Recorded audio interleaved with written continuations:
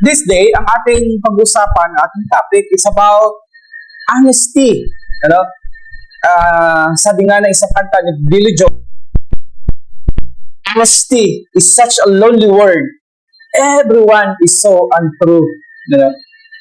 Iilan na lang ang tao ngayon na honest sa kanilang mga sarili.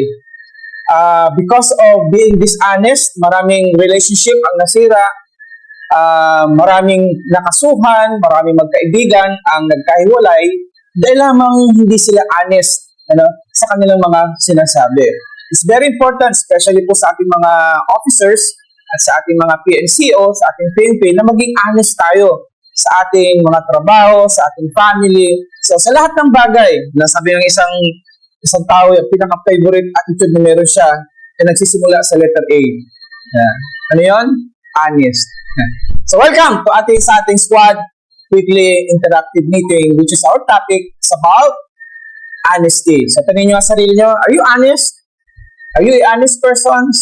Lahat tayo may mga experience sa buhay in some other way, hindi tayo naging honest sa ating relationships, sa ating mga promises, even dun sa mga words na binabanggit natin. Minsan, may mga gusto tayong sabihin, but deep inside, alam natin hindi naman talaga totoo yun. So, let's turn on the Bible. Tingnan natin mga Bible verses that speak about being honest. Now, in the book of Proverbs, chapter 16, verse 30 says, "King take pleasures in honest lips. The value that one who speak what is right." Even in the book of Proverbs, chapter 25, verse 18 says, "Like a club or a sword, a sharp arrow is one who gives false testimony against a neighbor." So, napakahalaga talaga ang salitang honest.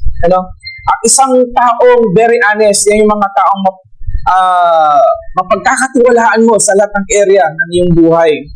So, this morning, being honest as an officers. Now, let's go to bakit ba mahalaga ang pagiging honest sa isang PNP? Why honest is so important? It's very important. Not just an important, but necessarily very important sa atin. So, sabi nito, honesty is the best policy. Whether it is a personal relationship with family and friends or a professional interactions at work with our peers, superiors, and subordinates, or dealing with the public, we must strive to be honest. Even doon sa mga sukli, even doon sa mga malilit na bagay. Kahit wala yung inyong officers, kailangan mo gawin ng isang bagay kaya nakikita man wala, kailangan daw maging honest tayo, maging sa mga reporting na ginagawa natin.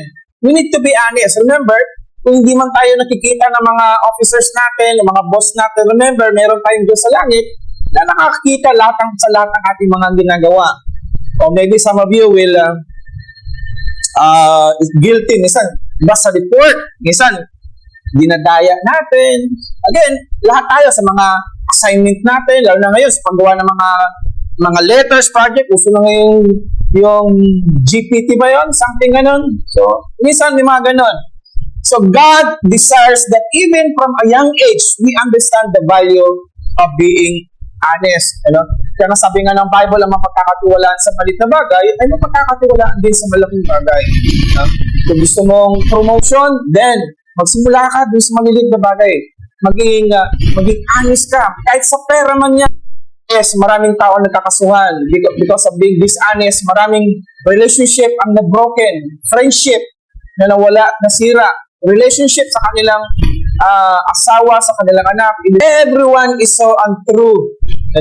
Next, yet you desire faithfulness even in the womb. You taught me wisdom in the secret place, according to Psalms chapter 51, verse 6. Now, the Lord detests dishonest. Ayaw ng Panginoon mga dishonest, lalo sa mga timbangan. Ako sa Divisoria, alam niyo yan. Marami mga dishonest dyan. Sa kilo, bibili ka ng 5 kilo, pag uwi mo ng bahay, 5 kilo, 4 na kilo na lang.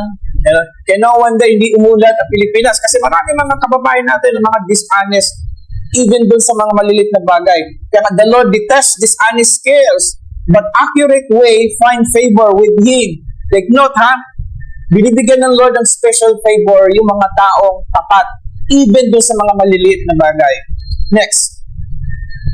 Now, Proverbs 12 verse 17, an honest witness tells the truth.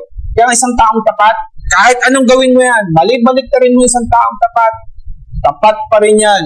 Kaya ngayon pagdating sa judge, doon sa mga prosecutor, isang yung tanong sa mga witnesses paulit-ulit na tinatanong, just to assure na talagang totoo nga ang kanyang sinasabi kasi may mali ka lang na sinabi,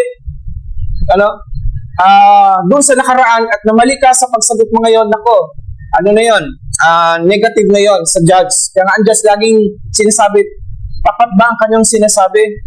Now, an honest witness tells the truth, but a false witness tells a lies.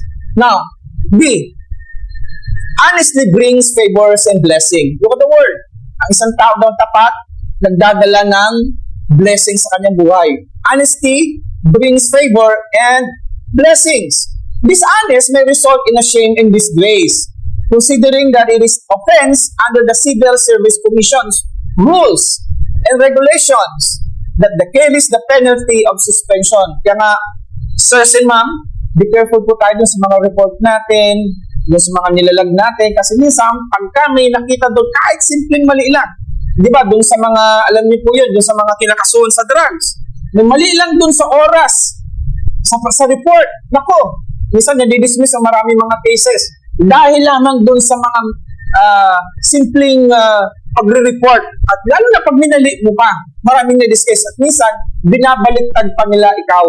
Kaya be careful po tayo. So it's a disgraceful and considering that it is an offense according to Civil Service Commission rules and regulations that carries the penalty of suspensions and dismissal from the service. So pwede po pala kayo matanggal sa service pagka kayo po naging dishonest, especially dun sa mga reports, especially dun sa mga ginagawa niyong mga bluffer. Ayan. Practice honesty in thought. So, pagiging honest pala ang nagsisimula sa pag-iisip.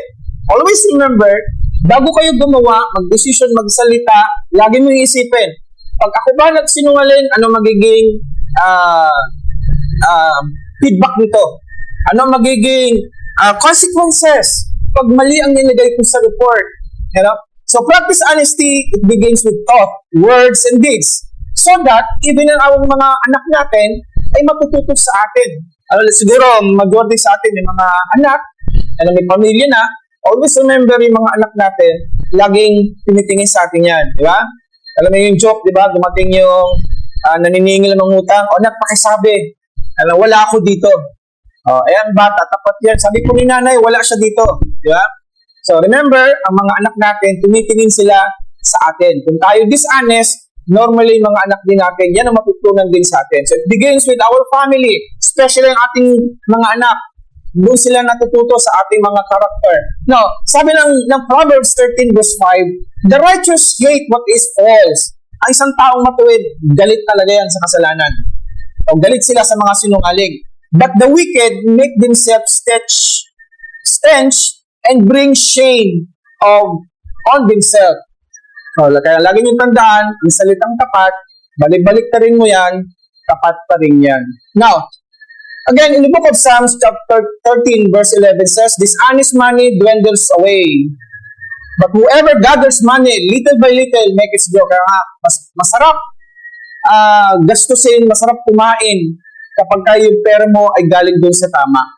The righteous lead blameless lives, and blessed are the children after them.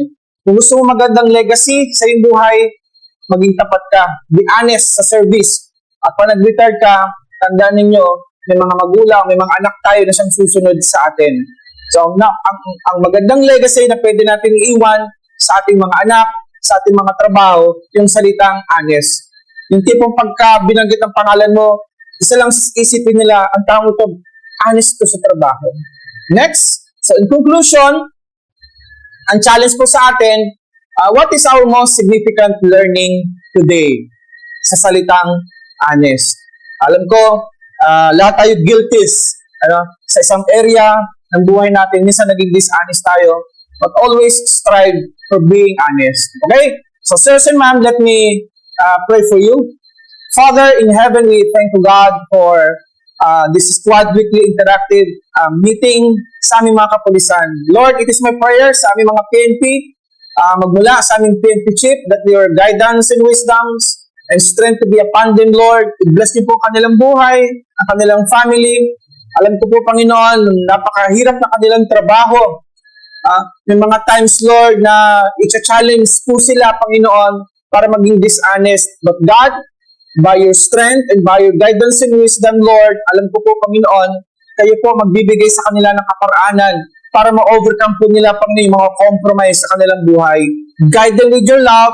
Guide them, their Father, by your words, Lord. Bless their life. And continue, God, i-bless mo rin ang kanilang mga family. Lord, thank you for the PNP. Salamat sa kanilang mga buhay for their sacrifice. In Jesus' name, amen. So, God bless everyone. See you again for the next topic.